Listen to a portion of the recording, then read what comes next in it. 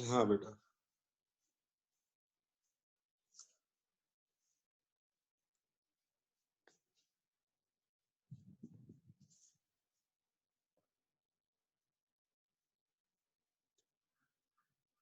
हाँ बेटा, सबको दिख रहा होगा। हाँ बेटा देखो, जैसे सबसे पहला पॉइंट वेक्टर। अब हम लोग आते हैं वेक्टर पे। यहाँ पे आप देख सकते हो कि वेक्टर का मतलब हुआ जिसमें मैग्नीट्यूड है और डायरेक्शन है और follow triangle law of vector addition.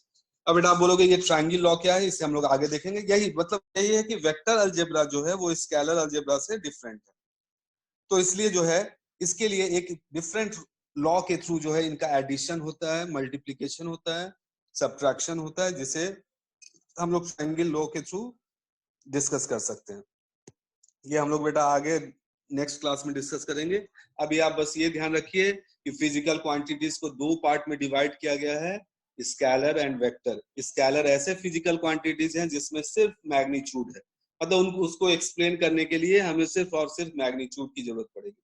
But ऐसे फिजिकल क्वांटिटीज जिसको कंप्लीटली डिस्क्राइब करने के लिए हमें मैग्नीट्यूड के साथ साथ डायरेक्शन की भी जरूरत पड़े, और जो triangle law of vector addition को फॉलो करे, या फिर आप बोल सकते हो कि वेक्टर अलजेब्रा को फॉलो करे, these physical quantities are known as vectors. इसका एग्जांपल बेटा आप सब लोग बता सकते हो। आप लोग सबको पता होगा कि किसमें किसमें डायरेक्शन का सेंस है। जैसे डिस्प्लेसमेंट हुआ, वेलोसिटी हुआ, फोर्स हुआ, इसके अलावा भी बहुत सारे मोमेंटम हुआ, एंगुलर मोमेंटम हुआ। आगे आप 12th क्लास में स्टडी करोगे इलेक्ट्रिक फील्ड, मैग्नेटिक फील्ड। ऐसी ये क्वांटिटीज जो है, these quantities are vector quantities. ठीक है, तो इसके लिए बेटा triangle law of vector addition आपको पढ़ना जरूरी है। अब बेटा यहाँ पे वेक्टर जो है उसको हम लोग कैसे डिनोट करते हैं, ये थोड़ा ध्यान रखना। तो देखो बेटा, स्केलर के लिए तो जैसे मान लो कि आपने देखा होगा अलजेब्रा में, कि अलजेब्रा में आपने सॉल्व किया होगा, तो let us assume the unknown quantities x, simply हम लोग एक्स लिख देते थे। लेकिन यहाँ पे वेक्टर को बेटा थोड़ा सा अलग तरीके से हम लोग नोटिफिकेशन देते हैं। वेक्टर को हम लोग सिंपली जो है डिनोट करते हैं by putting arrow over the letter. किसी भी लेटर के ऊपर, जैसे आप देख सकते हो यहाँ पे कि ए के ऊपर देख सकते हो बेटा एरो है। तो ए के ऊपर अगर एरो दे दिया है मैंने, तो इसका मतलब वो आप किसे डिनोट कर रहा है, वेक्टर क्वांटिटी को। ठीक है बेटा, ये चीज को आप ध्यान रखिएगा। आप इसमें कैपिटल लेटर का भी यूज कर सकते हैं और स्मॉल लेटर का भी यूज कर सकते हैं, बट सिंपली ध्यान रखना है कि वेक्टर को अगर डिनोट करना है तो किसी भी अल्फाबेट के ऊपर हम लोग एरो पुट कर देंगे, तो वो हो जाएगा आपका एक वेक्टर क्वांटिटी को इंडिकेट करता है। और कुछ आपने देखा हो, कुछ बुक्स होते हैं, फॉरेन राइटर्स के बुक्स होते हैं, वहां पे बेटा बोल्ड फेस लेटर से भी वेक्टर को डिस्क्राइब किया जाता है, डिनोट किया जाता है। जैसे यहाँ पे आप देख सकते हो फिगर में कि ए को जैसे बोल्ड करके लिखा हुआ है, इट मीन्स क्या हुआ कि ये एक वेक्टर क्वांटिटी को एक्सप्रेस कर रहा है। लेकिन हम लोग सिंपली जो है फर्स्ट नोटिफिकेशन को यूज करते हैं, मतलब अल्फाबेट के ऊपर जो है हम लोग एरो पुट कर देंगे, तो वो एक वेक्टर क्वांटिटी को डिस्क्राइब कर रहा होगा। ठीक है, अब आती है बात मैग्नीट्यूड। जैसे मैंने बताया कि वेक्टर में मैग्नीट्यूड भी है और डायरेक्शन भी है। ठीक है, तो मैग्नीट्यूड को डिनोट करने के लिए सिंपली जो है वेक्टर ए को मॉड मॉड लगा देंगे। मॉड लगा दोगे या सिंपली ए लिख दो। ठीक है, मॉड अगर लगा दिया, मॉड ऑफ वेक्टर ए, तो ये इंडिकेट कर रहा है मैग्नीट्यूड ऑफ वेक्टर ए। या सिंपली ए अगर मैं बोल दूं, तो वो भी बता रहा है कि ये वेक्टर ए का मैग्नीट्यूड है। जैसे एक सिंपल सी बात मैं बता रहा हूँ कि सपोज कि मैं फोर्स की बात कर रहा हूँ। जैसे मान लो कि कोई फोर्स है जिसका मैग्नीट्यूड है फोर्स, मान लो कि फोर्स को मैं एफ से डिनोट कर रहा हूँ, तो वेक्टर एफ जो है उसका मैग्नीट्यूड 5 न्यूटन। तो इसको आप कैसे लिखोगे कि mod F is equal to 5 newton, या सिंपली एरो हटा के एफ लिख दो कि F is equal to 5 newton. ठीक है, तो ये जो हुआ इसको नोटिफिकेशन का तरीका है। अब आते हैं बेटा ज्योमेट्रिकली। ज्योमेट्रिकली कैसे हम लोग वेक्टर को रिप्रेजेंट करते हैं। तो देखो बेटा, आपको पता है कि वेक्टर को रिप्रेजेंट करने के लिए हमें मैग्नीट्यूड की भी जरूरत पड़ती है और डायरेक्शन।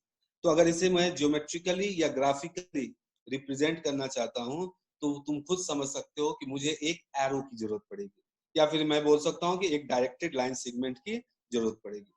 तो a vector is represented by a directed straight line having the magnitude and direction of the quantity represented by it. ठीक है, मतलब सिंपली जो है आपको अगर किसी वेक्टर को डिनोट करना है तो उस केस में एक आप एरो का यूज कर लोगे। एरो में आपको पता है कि टेल होता है और हेड होता है। तो ये पॉइंट को आप ध्यान रखना। जैसे मैं आपको सिंपल सा बात बताऊं, जैसे बेटा मैं अभी आपको बता रहा हूं यहाँ पे,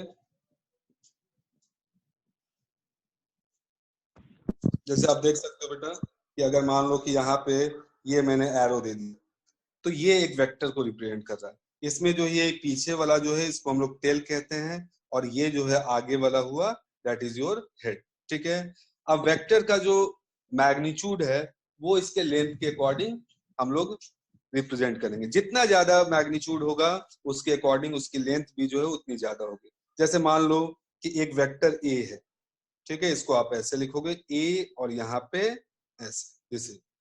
अब जैसे मान लो कि एक दूसरा वेक्टर बी है, ठीक है, ये मान लो कि वेक्टर बी है, इसको मैंने ऐसे लिखा। अब आप खुद समझ सकते हो कि ये बताओ कि किसका मैग्नीट्यूड ज्यादा है। तो सिंपली आप देख सकते हो कि वेक्टर बी का लेंथ जो है वेक्टर ए के लेंथ से ज्यादा बड़ा दिख रहा है हमें। तो इससे हमें इंडिकेट हो रहा है कि मैग्नीट्यूड ऑफ वेक्टर बी जो है ये ऐसे लिखना है बेटा, मॉड बी जो है that is greater than magnitude of vector A. ठीक है, ये चीज को आप ध्यान रखोगे, इस तरीके से हम लोग इसको डिनोट करेंगे। कोई डाउट इसमें बेटा? तो समझ गए वेक्टर को रिप्रेजेंट करने का तरीका। ये तरीका है वेक्टर को रिप्रेजेंट करने का। ग्राफिकली या ज्योमेट्रिकली अगर हमें रिप्रेजेंट करना हुआ तो इस तरीके से हम लोग इसको रिप्रेजेंट करेंगे। जैसे एक एग्जांपल यहाँ पे मैं आपको दिखा रहा हूँ इस फिगर में कि जैसे मुझे 5 न्यूटन फोर्स है जो 45 degree north of east effect है। बेटा डायरेक्शन का सेंस आपको होगा, नॉर्थ देख सकते हो यहाँ पे डायरेक्शन का मैं सेंस आपको बता रहा हूँ। ये नॉर्थ हुआ, ये साउथ हुआ, ऊपर की ओर नॉर्थ, नीचे की ओर साउथ, राइट साइड में ईस्ट और लेफ्ट साइड में वेस्ट। ठीक है, तो ये डायरेक्शन का सेंस है। अब जैसे मान लो कि कोई फोर्स है जिसका मैग्नीट्यूड है 5 न्यूटन और वो 45 डिग्री नॉर्थ ऑफ ईस्ट पे एक्ट हो, अब इसे आपको रिप्रेजेंट करना है। ठीक है, अब जो है 5 न्यूटन है, उसके अकॉर्डिंग जो है आप ऐसा करो कि आप अपने अकॉर्डिंग एक स्केल जो है वो मेजर कर लो कि 5 न्यूटन जैसे 1 सेंटीमीटर लेंथ जो है वो इक्विवेलेंट हुआ 1 न्यूटन के बराबर। ठीक है, अब इसको मैं रिप्रेजेंट करने वाला हूं। अब देखो कैसे रिप्रेजेंट करते हैं, देख सकते हो यहाँ पे, ये देखो जो वेक्टर को रिप्रेजेंट किया गया है वो इस तरीके से रिप्रेजेंट किया गया है। ये देख सकते हो कि ये वेक्टर ए का टेल हुआ, ये वेक्टर ए का हेड हुआ और ये 45 degree angle north 45 degree north of east पे एक्ट हो रहा है। तो उसके अकॉर्डिंग आप देख सकते हो कि ये इस तरीके से रिप्रेजेंट किया गया है। ये ऊपर में इसका हेड हो गया, नीचे में टेल हो गया। इसका लेंथ जो है वो 5 सेंटीमीटर के अकॉर्डिंग है जो इक्विवेलेंट हुआ किसके, 5 न्यूटन के। ये बेटा हमेशा ध्यान रखना कि वेक्टर का मैग्नीट्यूड कभी भी निगेटिव नहीं हो सकता है, वो हमेशा जो है मैग्नीट्यूड जो है that will be always be positive. ठीक है बेटा, तो कोई इसमें डाउट आप सबको जो आपने आज पढ़ा? तो नेक्स्ट क्लास में बेटा हम लोग इसको आगे फिर से डिस्कस करेंगे। आप लोग इस नोट्स को अभी आप लिख लो, वेक्टर का डिफिनीशन, ये फर्स्ट पेज जो है ये आप लोग अभी जो है लिख सकते हो, राइट इट डाउन। एक बेटा प्रॉपर नोट्स आपको फॉलो करना होगा, उस नोट्स को फॉलो करो। किसी भी तरीके का डाउट अगर हो तो सर, ये वो आप जो 5 सेंटीमीटर वो स्केल से मेजर किया हुआ है। क्या बेटा?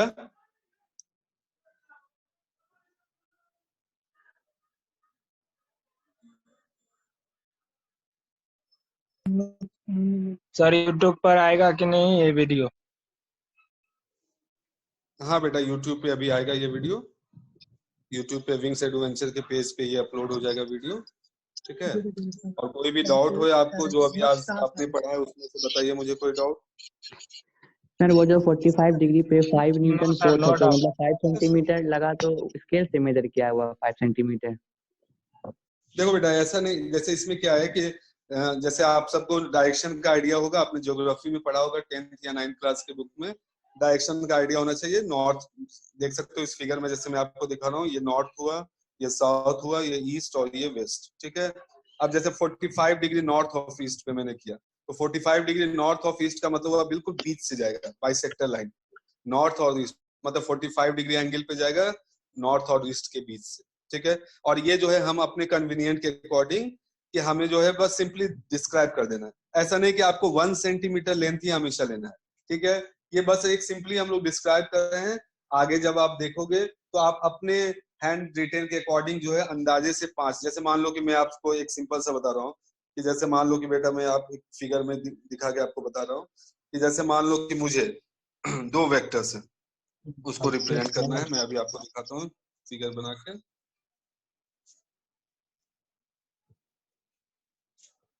सर जी काल के अनु बैठा ले गैलेक्सी से नहीं कुछ लिखती